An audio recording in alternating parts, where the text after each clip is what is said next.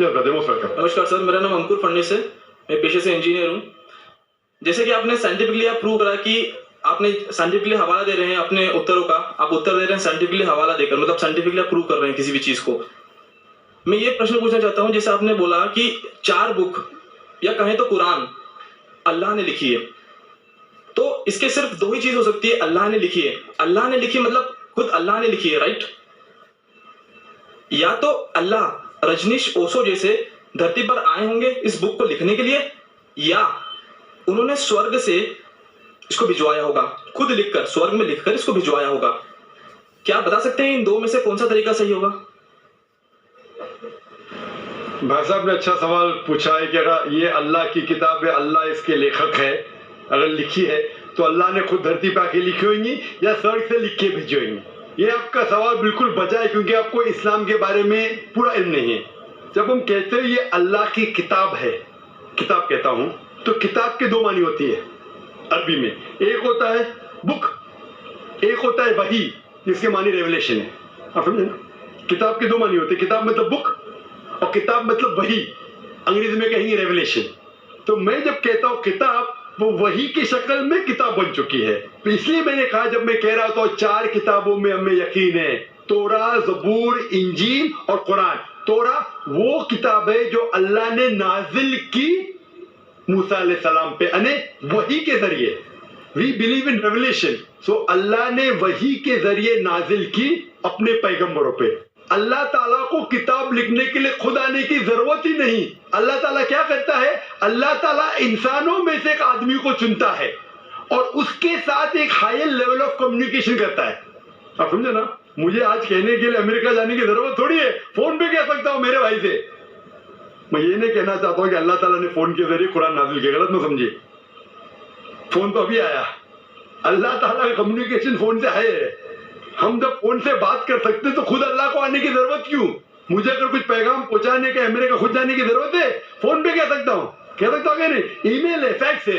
अल्लाह ताला इंसान से कई गुना क्या इंसान से कंपेयर नहीं कर सकते, ये कहना भी गलत है। अल्लाह ताला का मकाम एक दूसरा मकाम है।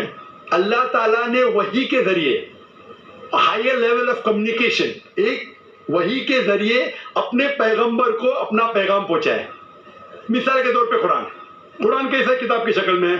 अल्लाह ताला ने वही के जरिए नाज़िल की मोहम्मद सल्लल्लाहु अलैहि वसल्लम को। मोहम्मद सल्लल्लाहु अलैहि वसल्लम ने दोहराया, जब दोहराते थे, क्योंकि अल्लाह के रसूल, आखिरी रसूल मोहम्मद सल्लल्लाहु अलैहि वसल्लम अनपढ़ थे, ना लिख सकते थे ना पढ़ सकते थे। वो लेके अपने साहबा, अपने साथियों को, आओ लिखो इकरा, तो लिखते थे। दोहराओ, बिस्मिल्लाहिर्रहमानिर्रहीम पढ़ो, बिस्मिल्लाहिर्रहमानिर्रहीम, तो वो कहते थे अपने जबान से। लोग जब लिखते थे बोलते थे दोहराओ, और वो सुनते थे सही है।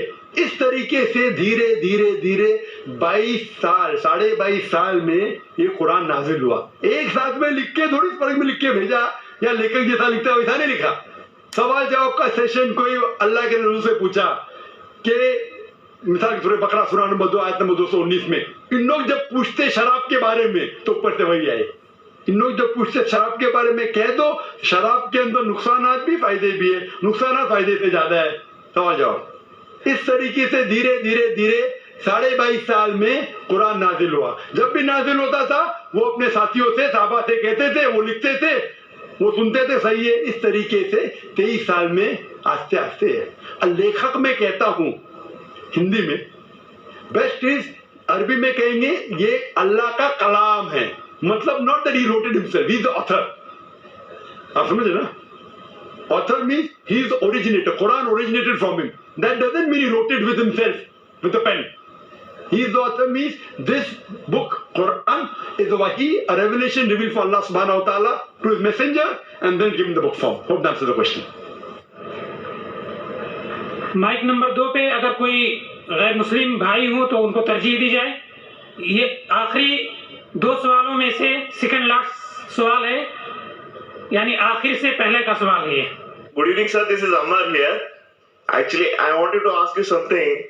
As of now, what I gained certain knowledge about the Islam, every religion tells you if you hurt someone, you're bound to get hurt.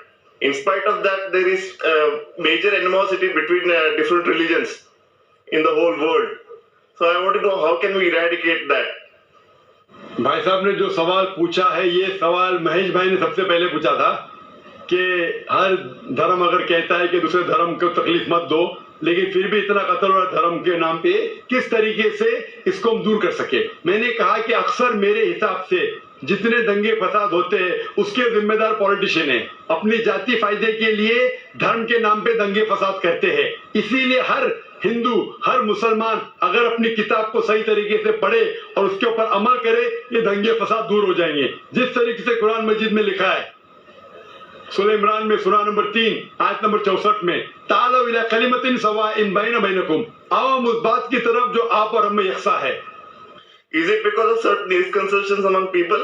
بھائی صاحب نے پوچھے کہ کیوں غلط فہمی, اس کی وجہ سے بالکل صحیح.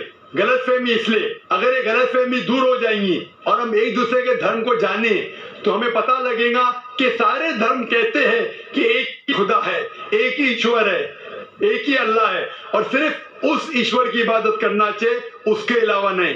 انشاءاللہ بھائی چارہ بڑھے گا اور ہم ایک دوسرے کو سمجھ پائیں گے اور یہ دنگے فساد قتل بند ہو جائیں گے. Thank you sir. اور اب اس نشست کا آخری سوال مائک نمبر 1 سے. توریت, زبور اور انجیل. توریت موسیٰ علیہ السلام پہ نازل ہوا, داؤد علیہ السلام پر کون سا تو زبور, اور انجیل عیسیٰ علیہ السلام پہ نازل ہوا. تو ابھی یہ تینوں کیوں فارم میں نہیں ہے, مطلب ہے کیوں نہیں؟ قرآن ہے تو اس کو مکس اپ کر دیا لوگوں نے اور اس کا فارم کیوں نہیں ہے ابھی؟ کیوں نہیں ہے وہ کتاب؟ بھائی صاحب نے اچھا سوال پوچھا کہ اللہ نے نازل کیا تورا, پھر زبور, پھر انجیل, اب یہ سب کیوں نہیں, صرف قرآن کیوں؟ بھائی صاحب جب بک کا ایڈیشن نکلتا نا, first edition, second edition, third edition, تو صرف لیٹسٹ ایڈیشن لگتے, پرانے ایڈیشن چھوڑ دیتے. کیونکہ جو مین ساری کتابوں میں ساری وحی میں بنیادی بات وہی تھی, ایک خدا کو مانو, اس کی عبادت کرو, نہ اس کی کوئی پرتیما ہے نہ کوئی مورتی ہے. لیکن جو مائنر پوائنٹ تھے, کس طریقے سے نماز پڑھنا شاید تبدیلی ہوئی, تھوڑا کھانے میں حلال تھا کبھی حرام ہوا, یہ تھوڑی بہت بات بدلتے گئے کیونکہ لوگ نے اس کتاب میں ملاوٹ کی. جب وحی میں ملاوٹ آنے لگی تو اللہ نے ایک نئے پیغمبر کو بھیجا پھر سے اس کو صاف کر کے. لیکن جب اللہ تعالیٰ نے سوچا کہ یہ وقت ابھی صحیح وقت ہے, آپ پوچھیں گے اللہ تعالیٰ نے قرآن کیوں سب سے پہلے بھیجا, تو میں یہ جواب دوں گا اللہ تعالیٰ جانتے تھے کہ انسانیت اس وقت تیار نہیں تھی قرآن کو حاصل کرنے کے لیے. 1400 سال پہلے اللہ ہمارا خالق ہے, انہیں جب یقین ہوا کہ یہ وقت صحیح ہے نازل کرنے کے لیے, انہوں نے قرآن نازل کی. اور جب نازل کیا اس میں لکھا ہے سورہ ہجر میں سورہ نمبر 15 آیت نمبر 9 میں کہ اللہ تعالیٰ نے قرآن نازل کی اور اللہ تعالیٰ اس قرآن مجید کی حفاظت کریں گے. اس کے بعد کوئی بھی اس قرآن مجید میں ملاوٹ لا ہی نہیں سکتا ہے, آپ کتنی بھی کوشش کرو, کیونکہ آج کی تاریخ میں لاکھوں لوگ قرآن کو اپنے میموری میں اتار چکے ہیں. یہاں دنیا میں کئی حفاظ ہے, لاکھوں حفاظ ہے جو قرآن مجید کو اپنے دماغ سے پھر سے دہرا سکتے ہیں. دے نو دا قرآن بائی ہارٹ. کتنی بھی کوشش کرو, آج کی تاریخ میں اگر آپ سارے قرآن مجید کو جلا بھی دیں گے نعوذ باللہ, پھر بھی ممکن نہیں کہ قرآن کو آپ ختم کر سکیں گے, کیونکہ اللہ تعالیٰ کا وعدہ ہے کہ قرآن کو میں نے نازل کیا ہوں اور میں اس کی حفاظت کروں گا. اسی لیے اس کے بعد کوئی بھی قرآن نہیں آنے والا, کوئی بھی نئی وحی نہیں آنے والی. اسی لیے اللہ تعالیٰ فرمائے کہ آخری وحی کی حفاظت کریں گے, کیونکہ تا قیامت ہر انسان کے لیے ایک انسٹرکشن مینول موجود ہے. آخری جواب تھا. وآخر دعوانا الحمدللہ رب العالمین.